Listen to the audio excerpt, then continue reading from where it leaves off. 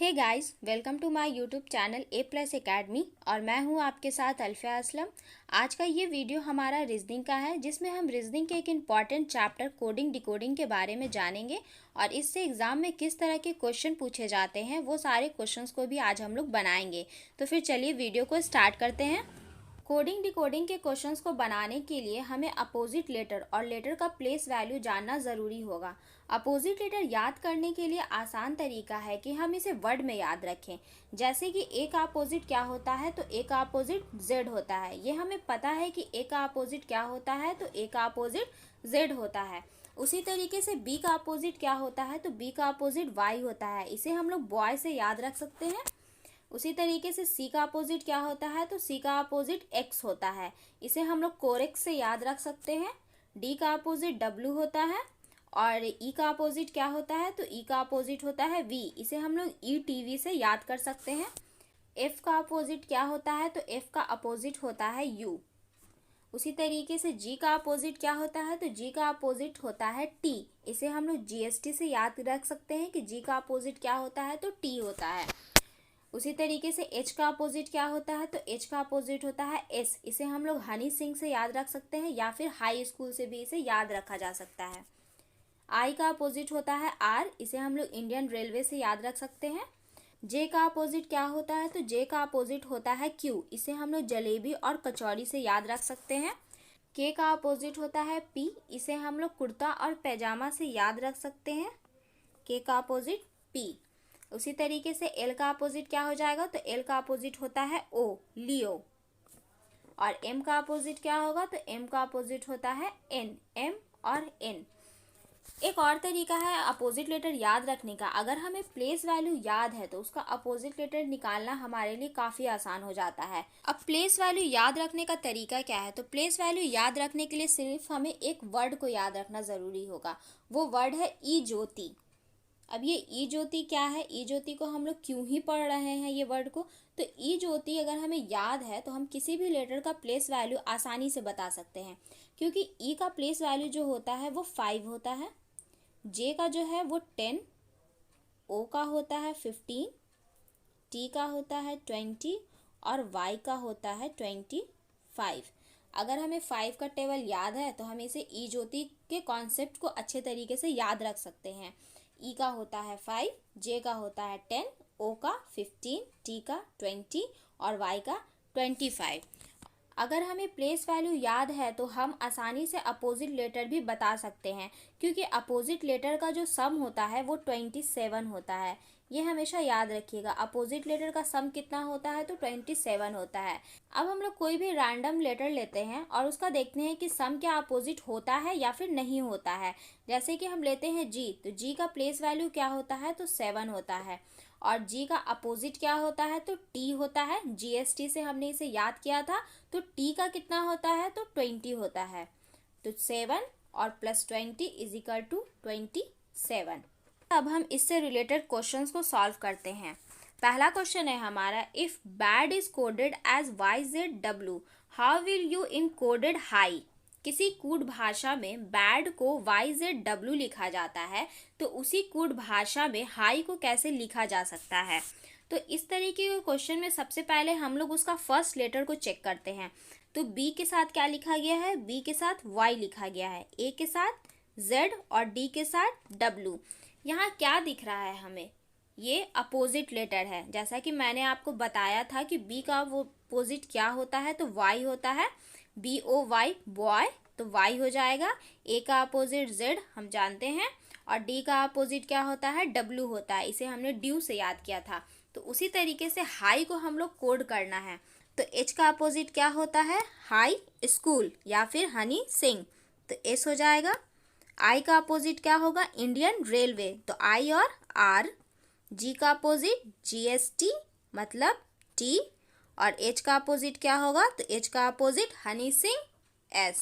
तो क्या निकला हमारा, SRT और एस। ये कौन से ऑप्शन में है, तो ऑप्शन नंबर बी। तो ऑप्शन नंबर बी जो हो जाएगा वो करेक्ट हो जाएगा। नेक्स्ट क्वेश्चन है हमारा, in a certain code R is percentage, E is hash, D is @ and A is dollar, how is dear written in that code. किसी कूट भाषा में आर को परसेंटेज के रूप में लिखा जाता है, ई को हैश के रूप में और डी को @ और ए को डॉलर के रूप में लिखा जाता है। तो उसी तरीके के कूट भाषा में डेयर को कैसे लिखा जाएगा? तो देखिए, डी को क्या बोल रहा है लिखने के लिए? तो डी को बोल रहा है @। ए को क्या बोल रहा है? तो ए को कह रहा है डॉलर के रूप में लिखने के लिए, आर को कह रहा है परसेंटेज के रूप में लिखने के लिए और ई को बोल रहा है किस तरीके से लिखने? तो ई को बोल रहा है हैश के रूप में लिखने के लिए। बन गया ना, @ डॉलर परसेंटेज एंड हैश। ये कौन से ऑप्शन में है? तो ये है option number B. Third number question है हमारा, if minus means plus, plus means multiplication, multiplication means divide and divide means minus, then तब हमें इसे बताना है, इस क्वेश्चन को सॉल्व करना है इस पैटर्न पे। तो यहाँ क्या है क्वेश्चन हमारा, 42 - 54 × 6 ÷ 2 + 4। अब हमें इसे सॉल्व करना है। माइनस मतलब कह रहा है प्लस, मतलब कि 42 + 54, प्लस मीन्स होता है मल्टीप्लाई, यहाँ प्लस है तो 2 × 4, मल्टीप्लाई मीन्स डिवाइड, ये रहा डिवाइड, और डिवाइड मीन्स होता है माइनस। अब हमें इसे सॉल्व करना है। तो 6 से 54 को काटेंगे हम लोग तो ये हो जाएगा 9, तो हो जाएगा 54 + 9 - 4 2 = 8। अब 42 में हम लोग 9 को ऐड करेंगे तो ये होता है 51 - 8। 51 में से हम लोग 8 को घटाएंगे तो वो होता है 43। अब ऑप्शन नंबर कौन सा हो जाएगा? तो option number A is correct. Next question कह रहा है हमारा, in a certain code language goat is written as 45 and coat is written as 41। How is boat written in that code language? किसी कोड भाषा में गोट को लिखा जाता है 45 और कोट को लिखा जाता है 41 तो उसी कोड भाषा में बोट को कैसे लिखा जाएगा? तो आइए इस क्वेश्चन को हम लोग सॉल्व करते हैं। अब इस तरीके के क्वेश्चन को हम लोग कैसे सॉल्व करेंगे? तो ये क्वेश्चन जो है वो प्लेस वैल्यू से रिलेटेड है, क्योंकि यहाँ नंबरिंग दे रहा है, इसका मतलब ये है कि ये प्लेस वैल्यू का काम है। तो अब इसे हम लोग कैसे चेक करेंगे? तो यहाँ देखिए, जी का प्लेस वैल्यू क्या होता है? 7 होता है, ओ का होता है 15, ए का होता है 1 और टी का होता है 20। अब इस सबको हम लोग ऐड कर देंगे तो 7 + 15 + 1 + 20 = 43। यहाँ देखिए ये है 45 और ये आ रहा है 43, तो मतलब कितना घट रहा है? तो 2 घट रहा है, तो इसमें अब हम लोग 2 को ऐड कर देंगे, ये हो जाएगा 45। अब इसी तरीके से हम लोग कोट को भी सही करेंगे। तो सी का प्लेस वैल्यू क्या होता है? 3, ओ का होता है 15, ए हो जाएगा 1 और टी हो जाएगा 20। अब हम लोग 3 + 15 + 1 + 20 को ऐड करेंगे तो ये होता है 39। अब 39 में 2 ऐड कर देंगे तो ये हो जाएगा हमारा 41। उसी तरीके से अब हम लोग बोट को सॉल्व करते हैं। तो बी का प्लेस वैल्यू क्या होता है? 2, ओ का होता है 15, ए का होता है 1 और टी का होता है 20। जब हम लोग 2 + 15 + 1 + 20 को ऐड करेंगे तो ये होता है 38। अब 38 में जब हम लोग 2 ऐड कर देंगे तो ये क्या हो जाएगा? 40 हो जाएगा। जैसा कि अभी हम लोग ने देखा कि ये है 45, 2 ऐड करने पे आया, ये है 41, 2 ऐड करने पे आया, इसलिए हम लोगों ने यहाँ पे इसमें भी 2 ऐड कर दिया, तो क्या हो गया? 40। तो हमारा आंसर क्या हो जाएगा? 40। Option number A is correct. Next question है हमारा, if guitar = HTJSBQ then violin = किसी कोड भाषा में गिटार को HDJSBQ के फॉर्म में लिखा जाता है, तो उसी तरीके से हमसे पूछ रहा है कि वायलिन को हम लोग कैसे कोड करेंगे। तो इस तरीके के क्वेश्चन में सबसे पहले हम लोग चेक करते हैं जी और एच, क्या ये अपोजिट लेटर है? तो नहीं, जी का अपोजिट तो टी होता है, जैसा कि मैंने आपको बताया था GST, मतलब जी का अपोजिट टी होता है, यहाँ तो एच है, तो इसका मतलब ये है कि ये अपोजिट लेटर नहीं है। तो अब हम लोग चेक करते हैं इसका प्लेस वैल्यू से। जी का प्लेस वैल्यू क्या होता है? 7 और एच का प्लेस वैल्यू क्या होता है? 8। मतलब क्या हुआ कि ये 1 से बढ़ा, +1 इंक्रीज किया है। उसी तरीके से अब हम लोग चेक करते हैं यू को। यू का प्लेस वैल्यू होता है 21 और टी का प्लेस वैल्यू होता है 20। यहाँ क्या हो गया कि एक माइनस हो गया है, मतलब कॉन्सेप्ट क्या है, एक प्लस हो रहा है और एक माइनस हो रहा है। तो अब हम इसे आसानी से बना सकते हैं। मतलब क्या है कि एक प्लस कर रहा है और एक माइनस कर रहा है। तो अब हम लोग v में जब 1 ऐड कर देंगे तो वो हो जाएगा w, i में हम लोग एक माइनस करेंगे तो वो होता है h, o में हम लोग एक प्लस कर देते हैं p, l में हम एक माइनस कर देते हैं k, i में हम लोग एक प्लस करते हैं तो वो होता है j, और n में हम लोग एक माइनस कर देते हैं तो वो होता है m। मतलब कि WHPKJM। ये ऑप्शन नंबर कौन सा है, तो option number B is correct. Next question है क्वेश्चन नंबर 6। क्या कहता है, तो क्वेश्चन नंबर 6 में कहा गया है कि if the alphabet A to Z represent each other in the reverse order, that is A को लिखा जाता है Z, B को लिखा जाता है Y और C को लिखा जाता है X, तो उसी तरीके से टूर को कैसे लिखा जाएगा।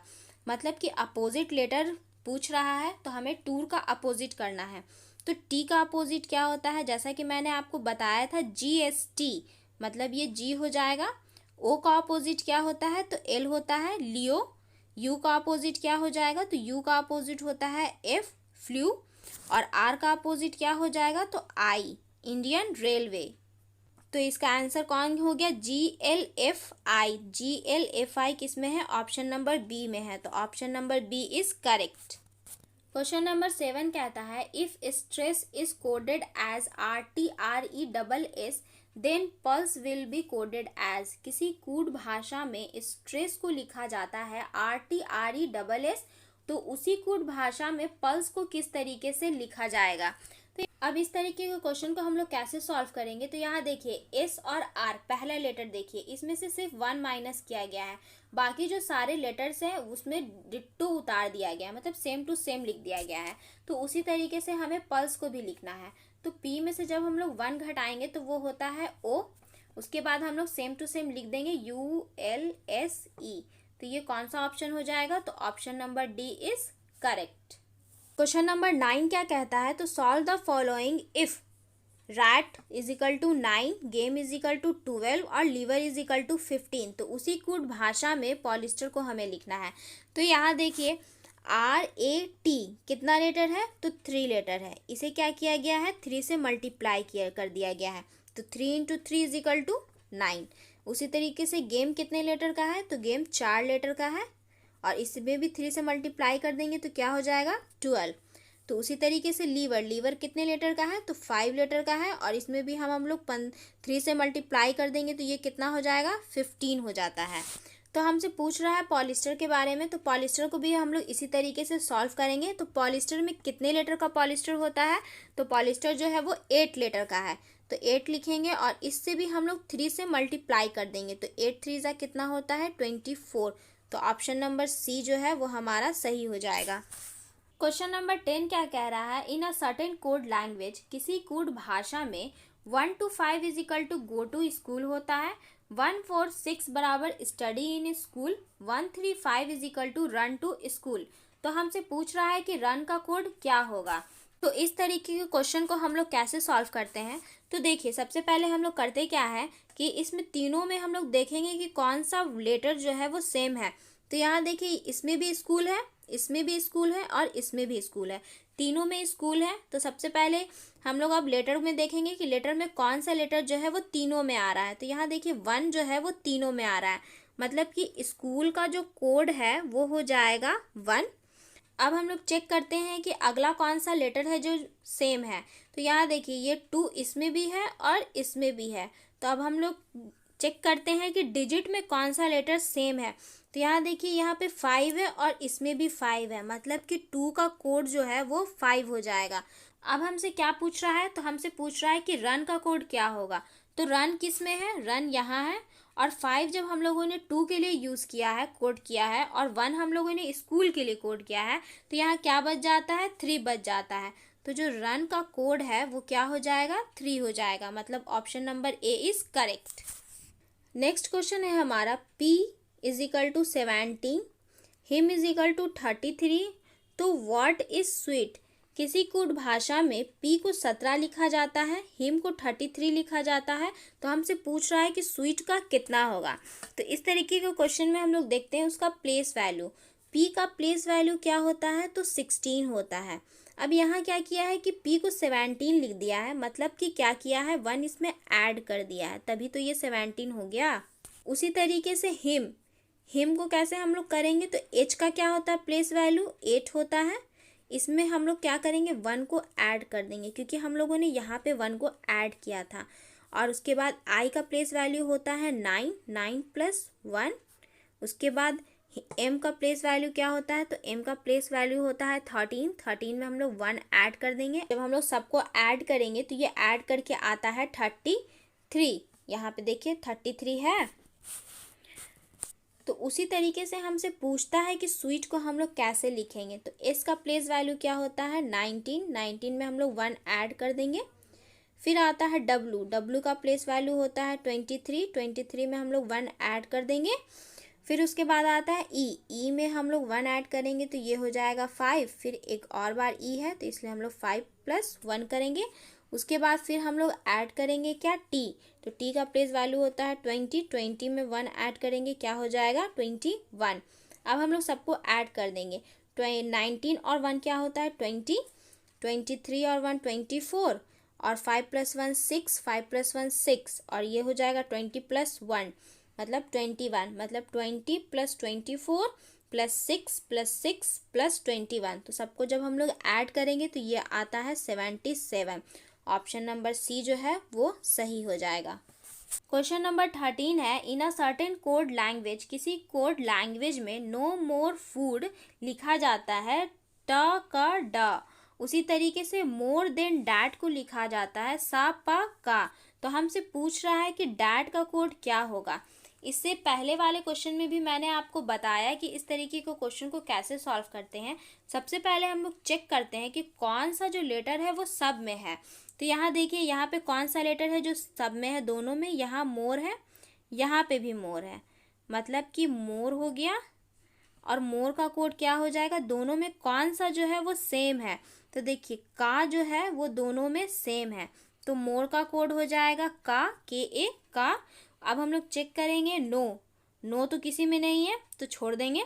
फूड तो किसी में नहीं है तो नहीं है, तो क्या बच गया यहाँ पे, देन और डैट। अब हमसे क्वेश्चन में क्या पूछ रहा है, तो क्वेश्चन में पूछ रहा है कि डैट का कोड क्या होगा। तो यहाँ देखिए, यहाँ 2 लेटर बच रहा है हमारे पास, देन और डैट, और यहाँ पे है सा और पा, मतलब क्लियर नहीं है। यहाँ पे डाटा इनएडिक्वेट है, मतलब हमें पता नहीं है कि कौन सा होगा। लेकिन एस ए भी है और पी ए भी है, तो हम लोग कह सकते हैं कि डैट का कोड जो है वो एस ए भी हो सकता है और पी ए भी हो सकता है। तो ऑप्शन नंबर कौन सा हो जाएगा, ऑप्शन नंबर सी जो है वो सही हो जाएगा, एस ए और पी ए। अगर यहाँ पे एस ए और पी ए नहीं दिया रहता तब हम लोग लगाते डाटा इनएडिक्वेट है, मतलब डाटा पर्याप्त नहीं है इस चीज़ के लिए। लेकिन यहाँ ऑप्शन में एस ए और पी ए भी दिया हुआ है, तो इसमें हम लोग लगाएंगे एस ए और पी ए, तो ऑप्शन नंबर सी जो है वो सही हो जाएगा। आज का लास्ट क्वेश्चन है हमारा, in a certain code roar is written as Urdu और Urdu is written that code. किसी कूट भाषा में रोर को लिखा जाता है उर्दू, तो उर्दू को उसी कूट भाषा में कैसे लिखा जाएगा। तो यहाँ देखिए, आर को लिखा जाता है यू, कितने का बढ़त हो रहा है, तो 3 बढ़ रहा है। अब हम लोग अगला चेक करेंगे, ओ और आर में कितना है, तो ये भी 3 बढ़ रहा है। उसी तरीके से ए और डी में कितना बढ़ रहा है, तो 3, और आर और यू में कितना बढ़ रहा है, 3, मतलब 3 जो है वो ऐड होता जा रहा है। यहाँ क्या हो रहा है कि 3 जो है वो प्लस होता जा रहा है, इंक्रीज करता जा रहा है। तो उसी तरीके से अब हम लोग उर्दू में भी क्या करेंगे, 3 प्लस कर देंगे हर लेटर में। तो यू में 3 ऐड करेंगे तो क्या हो जाएगा एक्स, आर में जब हम लोग 3 ऐड करेंगे तो वो होता है यू, डी में जब हम लोग 3 ऐड करेंगे तो वो हो जाएगा जी, और u में जब हम लोग 3 ऐड करेंगे तो वो हो जाएगा x, मतलब कि X U G X. Option number B जो है वो सही हो जाएगा। आज की वीडियो में हम लोगों ने वही सारे क्वेश्चन किए जो कि एग्ज़ाम्स में पूछे जाते हैं। इस तरीके के क्वेश्चन आप हमेशा एग्ज़ाम्स में देखेंगे। और कोडिंग डिकोडिंग एक ऐसा चैप्टर है जिससे एग्ज़ाम में 5 नंबर के क्वेश्चन अराइज किए जाते हैं। आज की इस वीडियो में हम लोगों ने अलग अलग तरीके के क्वेश्चंस को किए। मैं इसका पार्ट बी भी लेकर के आऊँगी, उसमें हम लोग और ज़्यादा क्वेश्चन को सॉल्व करेंगे। आई होप ये वीडियो आप लोगों को पसंद आया होगा। प्लीज़ इसे लाइक करें, शेयर करें और सब्सक्राइब करें। तो मिलते हैं अब हम लोग नेक्स्ट वीडियो में। तब तक आप अपना ध्यान रखें और पढ़ाई करते रहें। Bye bye.